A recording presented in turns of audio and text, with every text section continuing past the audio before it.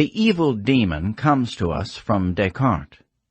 In coming up with the cogito, he concluded that an evil demon could deceive him about everything except that he exists.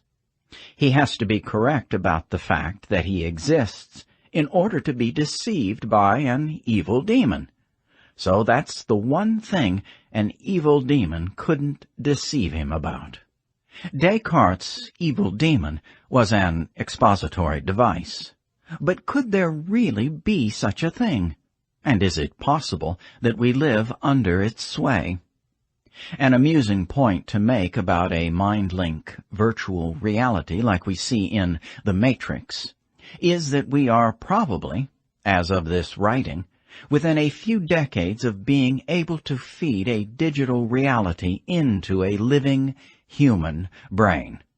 It's possible that within 30 or 40 years, conscious entities could be experiencing full sensory realities without knowing that they're actually just bodiless brains living pre-recorded or computer-simulated lives.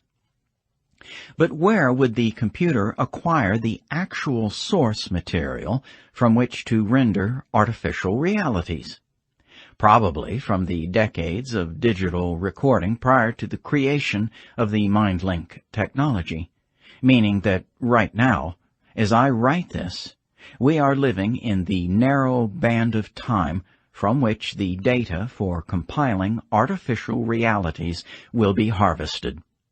A receiving mind, living inside this MindLink technology, would not experience a pre-wired world with no digital recording technology, or a later world in which MindLink technology is familiar and couldn't deceive anyone, but our very own little slice of time. There's only a limited window of time in which to collect the sensory elements of reality, and we're in it. This means that a reality database could be compiled and would become the core source material for all MindLink recipients forever, even millennia and further into the future. In terms of a technologically developing society, our time frame, right now, is the one and only sweet spot for human source material harvesting. Any receiving mind would find itself living in the first half of the 21st century. And who's to complain about being a receiving mind? Not you. And as should be clear by now, it's you that we're talking about. That you happen to find yourself living in just this exact period of time, the exact period that will provide the source material for all human artificial reality, is too much of a coincidence to dismiss. What you call planet Earth might have been destroyed eons ago, and your analog life may have been digital all along. In this light, it's possible that your thoughts and memories are not yours, and that you are not who, what, when, and where you think you are. You may not be the species you think you are, and you may have no organic basis at all. You may have never exercised an act of free will, or thought your own thought. Maybe it's not you reading these words and dismissing this idea. Maybe it's your original. Maybe there is no you.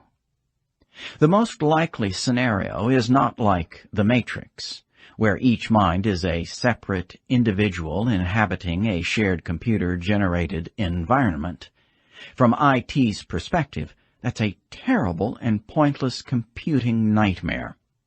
Much simpler just to call up a file and hit play, so that many minds could be fed a single life. In this scenario, you are one of innumerable minds living the exact same life you're living now, each one certain they are a unique individual, and each one the exact same person. You. This is the most likely scenario.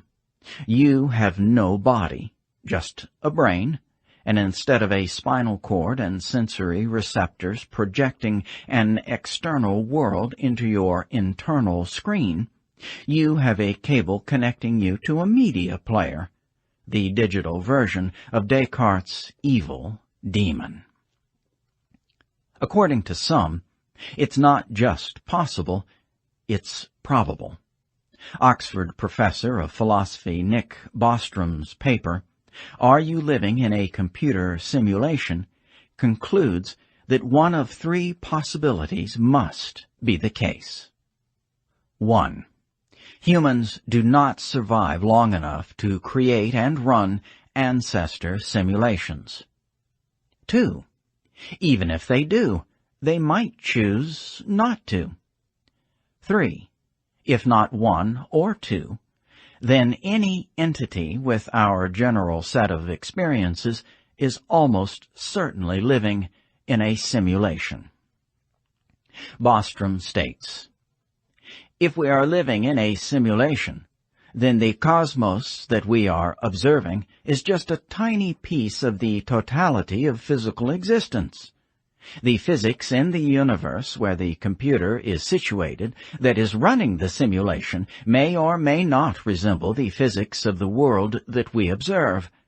While the world we see is in some sense real, it is not located at the fundamental level of reality.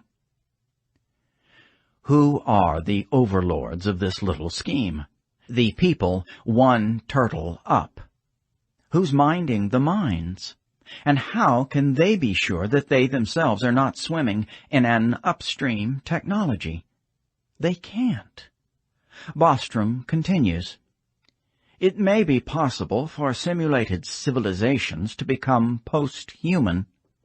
They may then run their own ancestor simulations on powerful computers they build in their simulated universe. Such computers would be virtual machines, a familiar concept in computer science.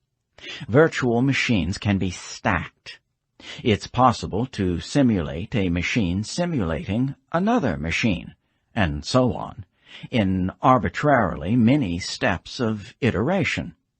If we do go on to create our own ancestor simulations, this would be strong evidence against 1 and 2, and we would therefore have to conclude that we live in a simulation.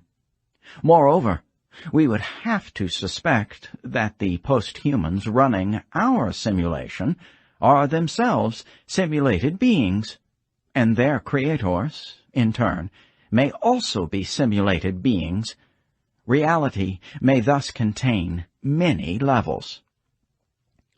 Accounting for arbitrarily many steps of iteration, of progressively degrading fidelity, no one can ever know if they're an original or a copy of a copy, and so on, nor can anyone know how closely their reality resembles real reality.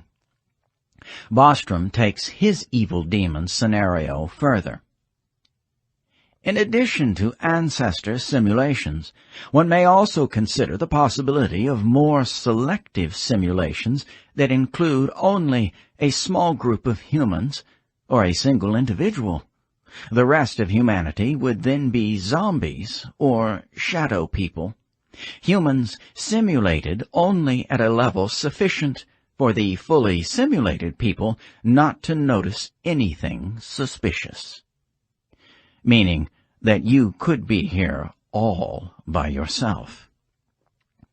There is also the possibility of simulators abridging certain parts of the mental lives of simulated beings and giving them false memories of the sort of experiences that they would typically have had during the omitted interval. Meaning that you could have been living the last 18 seconds over and over again for the last 18,000 years, or that you only sprang into existence a moment ago. Once you allow for memory management, anything goes. All just playful Rex speculation, of course. Bostrom himself states that the implications are not all that radical, and should have no tendency to make us go crazy or to prevent us from going about our business and making plans and predictions for tomorrow.